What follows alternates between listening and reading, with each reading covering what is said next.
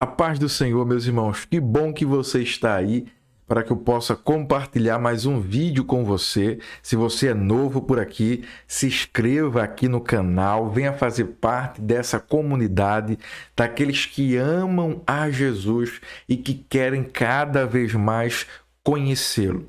Eu sou o pastor Diego Ribeiro. Esse é o meu canal e eu quero pedir a você que, se esse vídeo falar com você, compartilha com os teus amigos. Não esquece de deixar aqui os teus comentários. Hoje a gente tem um assunto muito importante para falar: a conversão de Saulo, a revelação de Jesus no caminho de Damasco para aquele homem que respirava ameaças de morte, que se encontra no livro de Atos dos Apóstolos, capítulo 9, o versículo 4 e o versículo 5, que diz assim: Ele caiu no chão e ouviu uma voz lhe dizer: Saulo, Saulo, por que você me persegue? Quem és tu, Senhor? Perguntou Saulo. E a voz respondeu: Sou Jesus, a quem você persegue. Saulo havia pedido cartas de autorização para ir a Damasco e prender os cristãos, trazendo eles para Jerusalém. Em Damasco havia uma grande concentração de cristãos.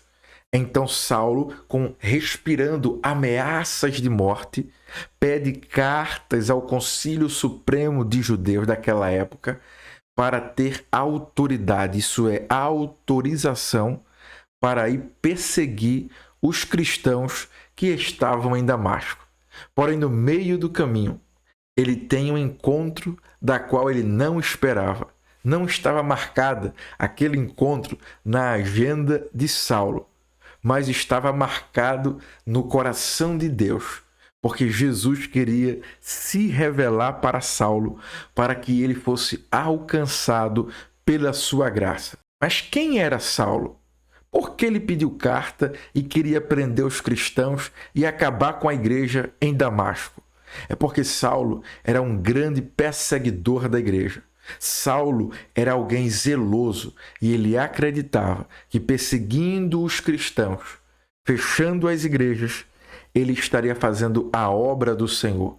Ele acreditava firmemente, ele tinha isso como convicção, que ele era um instrumento de Deus para acabar com aquela seita e com aqueles hereges da qual eles denominavam-se cristãos.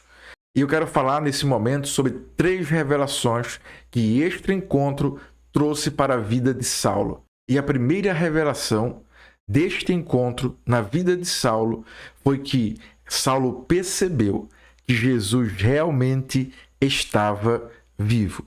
Saulo não acreditava que Jesus pudesse estar vivo. Na verdade, ele nem acreditava que Jesus era o Messias. Saulo, como um bom judeu, conhecia a lei, a Torá, e em Deuteronômio capítulo 21 e o verso 23 diz assim: O seu cadáver não permanecerá no madeiro, mas certamente o enterrarás no mesmo dia, porquanto o pendurado é maldito de Deus. Saulo sabia que alguém que fosse preso em um madeiro, especificamente lá no Novo Testamento, em uma cruz, seria alguém maldito.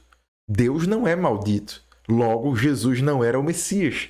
E logo, Jesus estava morto. Ele não ressuscitou. Esse era o pensamento de Saulo. Ele não acreditava que Jesus pudesse estar vivo. Mas quando ele ouve aquela voz tão poderosa que fez com que ele caísse no chão, ele pergunta: Senhor, quem és? E a resposta é: eu sou Jesus. A primeira revelação deste encontro para Saulo foi que Jesus estava vivo. A mensagem dos cristãos era sobre Jesus. É por isso que os cristãos tinham tanta coragem para enfrentar Roma, as feras, o Coliseu e não negavam a sua fé. Os discípulos diziam: Jesus está vivo. Eles diziam assim: nós somos testemunhas, encontramos com Jesus. Saulo se recusava a aceitar esse testemunho, mas após esta revelação de que Jesus estava vivo. Saulo agora deixou de ser um incrédulo para ser um crente. Ele deixou de duvidar e agora passou a ser uma testemunha. Ele agora iria falar para outras pessoas que aquele Jesus que morreu na cruz do Calvário, de fato era o Messias, e ele não estava morto, ele ressuscitou. Veja que coisa maravilhosa. Quando temos um encontro verdadeiro com Jesus, descobrimos que ele está vivo. E especificamente para Saulo naquele dia foi uma revelação poderosa, porque aquele homem que perseguia os cristãos descobriu que quando ele persegue a igreja, ele está perseguindo o dono da igreja. Quando ele persegue um cristão, ele está perseguindo o próprio Jesus. Saulo só veio perseguir os cristãos depois que Jesus morreu. Então ele nunca conseguiu perseguir a Jesus. Isso significa que quando alguém persegue a igreja, quando alguém persegue um cristão pela sua fé, ele está perseguindo o próprio Jesus. Então essa revelação é muito poderosa, porque Saulo passou agora a ser uma testemunha fiel. Tanto é que dos escritores neotestamentários, Saulo é o que mais fala de Cristo. Saulo é o que mais escreveu cartas. É por isso que esta revelação de Jesus é tão necessária em nossa vida, porque quando temos um encontro com Jesus, nós passamos agora a testemunhar sobre ele e aquilo que ele fez em nossa vida.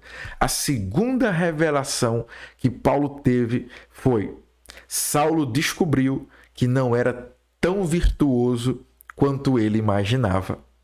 Ele precisaria se arrepender, pois não estava fazendo a obra de Deus. Lembra que eu falei no início que Saulo acreditava que estava fazendo a obra de Deus? Pois bem, no caminho de Damasco, ele descobriu que não estava fazendo a obra de Deus. Pelo contrário, ele estava perseguindo o Filho de Deus. Então ele ficou com medo do julgamento do Senhor. Ele ficou com medo porque ele descobriu que ele era um pecador. É por isso que em Filipenses capítulo 3, do verso 6 a 8, Saulo vai falar que ele já não tem mais por precioso a influência, os cargos, a vida que ele tinha perfeita, legalista, segundo a lei. Ele vai dizer: eu deixo tudo para trás, eu abro mão, porque tudo isso é como trapo de imundície. Saulo descobriu que toda boa obra que ele havia feito, que todo legalismo, que toda perfeição não poderia lhe salvar. Ele descobriu que ele era pecador. Todas as vezes que alguém se encontra com Jesus, a santidade de Jesus nos revela que somos pecadores. Sabe, às vezes a gente discute tanto teologicamente para descobrir qual é o pecado da blasfêmia contra o Espírito Santo. E cada um tem uma tese, cada um elabora um pensamento diferente. Só que tem outro pecado que não pode ser perdoado. É o pecado que não é confessado. Existe um tipo de pecador que não é perdoado. É aquele que não reconhece que é pecador. É aquela pessoa que é legalista. É aquela pessoa que acha que não precisa se arrepender. Mas todas as vezes que temos um encontro com Jesus, reconhecemos que somos pecadores. Para Saulo, foi no caminho de Damasco. Para mim, foi na minha casa. Para você, pode ser na rua. Todas as vezes que o Senhor nos encontra, a santidade dele nos constrange, como Paulo vai dizer, o amor de Deus nos constrange, de modo que a gente precisa viver para ele. Todas as vezes que somos conduzidos à presença de Deus, a glória dele nos revela que somos pecadores. Saulo descobriu da pior forma possível que ele era pecador. Então ele ficou com medo do julgamento de Deus, pois estava perseguindo o Filho de Deus. A terceira revelação: de perseguidor, Paulo agora se tornou perseguido. O animal selvagem que lutava contra os aguilhões se tornaria um vaso de honra. O hebreu zeloso se tornaria o apóstolo dos gentios. O perseguidor se tornaria um pregador. O fariseu legalista se tornaria um proclamador da graça de Deus. Que transformação! Saulo, o judeu, perseguidor da igreja, perfeito segundo a lei. Agora ele vira as costas para tudo isso, porque a graça de Deus o transforma de perseguidor em perseguido. Jesus disse: eu vou mostrar para Saulo quanto ele deve sofrer por causa do meu nome. Aquele que fez as pessoas sofrerem, aquele que prendeu, aquele que autorizou a morte de cristãos. Agora o próprio Jesus estava dizendo: ele vai aprender o quanto ele deve sofrer por causa do meu nome. Isso é tão maravilhoso porque é uma transformação poderosa.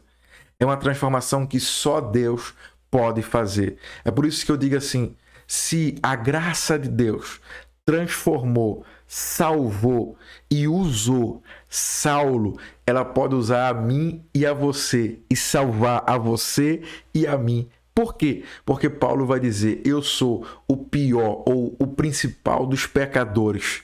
Se a graça salvou o principal dos pecadores, ela pode salvar a mim e a você.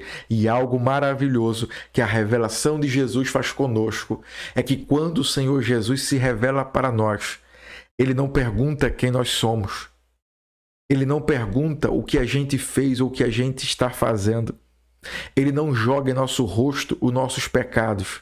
Ele simplesmente se revela para nós, perdoa os nossos pecados, nos salva, nos transforma e nos usa para a glória dele. Então deixa eu te dizer uma coisa: não importa quem você foi no seu passado, o que importa é a partir do momento que a graça te alcançou, que a graça te transformou e que a graça te capacitou para ser um instrumento para a glória de Deus.